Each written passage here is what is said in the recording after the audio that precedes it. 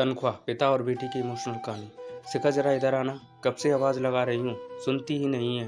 शिवानी तुम भी तो आओ ना और बताओ क्या मेनू रखना है। भैया आप तो ऐसे चिंता कर रहे हैं जैसे सारा शहर बस आप ही की बेटी की शादी में खाना खाने आने वाला है। शिवानी, उनकी बहन ने कहा, हाँ भाई, मेरी बेटी की शादी है तो सब कुछ लाजवाब होना चाहिए। एक ही तो ख्वाहिश थी मेरी कि मेरी बेटी जब इस घर से विदा हो तो ऐसे जाए कि जैसे लोग सालों साल याद रखें। पापा की बातें सुन शिखा कोने में खड़ी भावुक हो रही थी और तभी पुनीत आया और बोला, दीदी आप यहाँ खड़े खड़े क्या सोच रही हो, अपने हिस्से के गोलगप्पे नहीं बताओगी? बस तीखी पानी पूरी से मुझे ही परेशान करना था तुम्हें। शिखा सुनकर मुस्कुरा उठी, लेकिन कहीं ना कहीं अंदर से वो ये जानती थी कि पापा ने इस दिन के लिए अपनी कितनी ख्वाहिशों का गला घोंटा था। उसने देखा था पापा को रोज रोज तिल तिल मारते हुए। शिखा वहाँ से अंदर जाती है तो शादी की तैयारियों में लग जाती है। वो अपनी बुआ के बहुत करीब थी क्योंकि वो छोटी सी थी जब एक दुर्घटना में उसकी माँ की मृत्यु हो गई थी। तब से उसकी बुआ ने उसे माँ जैसा प्यार दिया था।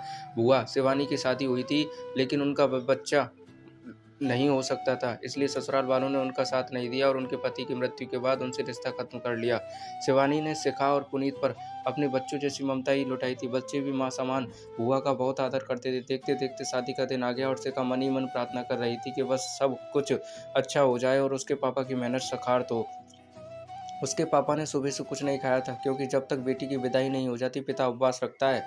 शिखा जब तैयार होकर पार्लर से आई तो उसकी सहेली ने कहा, कुछ खा ले, अभी बारात आने में टाइम है। तो शिखा ने कहा, मेरे पापा अभी तो सुबह से भूखे हैं, मुझे कुछ नहीं खाना। शादी की रस्में शुरू हो गईं।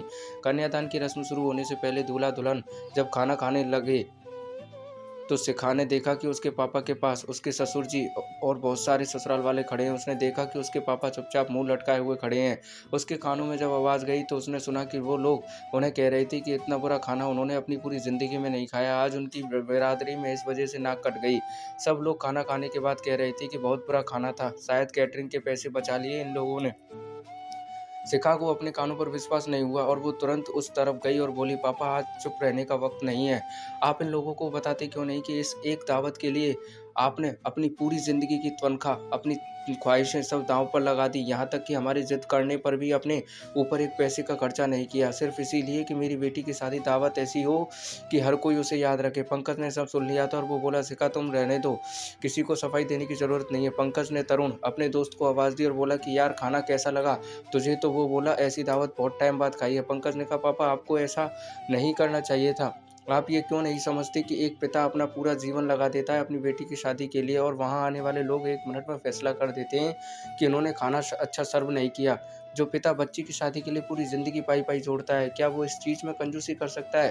पहली बात तो खाने में कोई कमी नहीं थी और दूसरी, अगर कमी होती भी या कोई रिश्तेदार कुछ कहता भी तो आपकी ये जिम्मेदारी बनती है कि आप उन लोग हालातों को संभालें क्योंकि ये अब आपके समधी हैं जिनसे आपका संबंध जुड़ा है। पंकज के पिताजी ने शिखा के पिताजी से माफ़ी मांगी और फिर कन्यादान की रस्म अदा करने के लिए कहा। शिखा के पिताजी को एहसास हो गया कि पंकज जैसा दामाद पाकर वो धन्य हो गए और वो शिखा को कभी भी बेइज्जत नहीं होने देगा।